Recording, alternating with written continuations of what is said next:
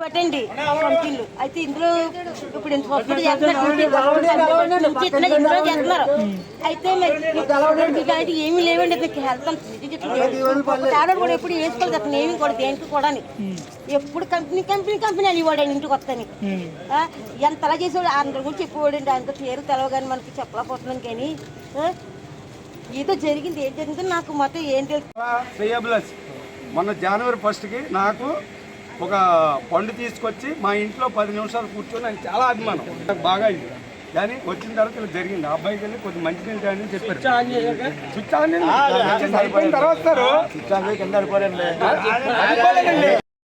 ఈ రియల్ కంపెనీలో జరిగినటువంటి దారుణం మరి బి షిఫ్ట్ లో నడిపెల్లి నాగేశ్వరరావు అనే మా ఊరి గ్రామానికి సంబంధించిన ఒక వ్యక్తి డ్యూటీలో ఉంటుండగా అనుమానాస్పదంగా ఎలా చనిపోయాడు అన్నది మాకు తెలియదు.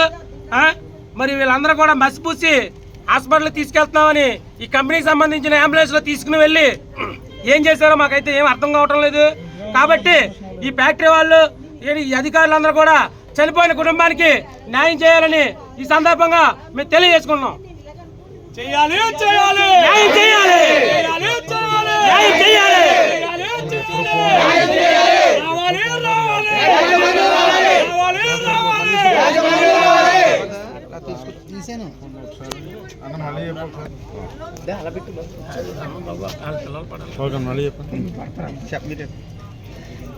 అయ్యా మీడియా మిత్రులకి నమస్కారం అండి. మరి చెప్పండి మీడియా మిత్రులు నమస్కారం అండి. అయ్యా మరి కాట్రాలపల్లి గ్రామానికి సంబంధించిన నడిపెల్లి నాగేశ్వరరావు అనే మా గ్రామానికి సంబంధించిన వ్యక్తి మధ్యాహ్నం బి షిఫ్ట్ 2 గంటలకు దేవి పెసరీస్ ఫ్యాక్టరీ రైలు ఫ్యాక్టరీలోకి పనిచేస్తూ ఆ షిఫ్ట్లో డ్యూటీకి రాగా మరి గంట టయానికి సుమారుగా మరి మాకు అయితే తెలియదు ఫ్యాక్టరీలో ఏ విధమైన దారుణం జరిగిందో ఏమైతే మాకు తెలియదు. అనుమానాస్పదంగా చనిపోయారు. ఆయన్ని ఎవరు కూడా ఫ్యామిలీ కానీ ఎవరు కూడా రిలేటివ్స్ కానీ రాకుండా ఏదైతే అంబులెన్స్ ఉందో ఈ కంపెనీ అంబులెన్స్ లో తీసుకుని వెళ్ళిపోయి మరి హాస్పిటల్లోకి వెళ్ళిన తర్వాత మాకు కౌరు చెప్పడం జరిగింది. అక్కడ తీరా చూస్తే విగత జీవిగా చనిపోయి ఉన్నాడు ఆయన.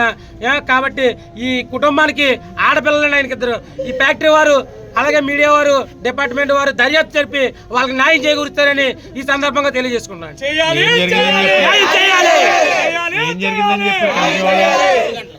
ఏం జరిగిందని చెప్పారు, అసలు ఎందుకు చనిపోయారు వాళ్ళు చెప్పేది ఏం కూడా క్లారిటీ లేదండి మాకు. కాసేపు ఏమో పడిపోయాడు అన్నారండి, కాసేపు ఏమో హార్ట్ అటాక్ వచ్చింది అన్నారండి. ఏదైనా సరే ఇదేదో మిస్టరీగా ఉందండి. చాలా ఏదో ప్రమాదం జరిగి చనిపోయారండి ఆయన.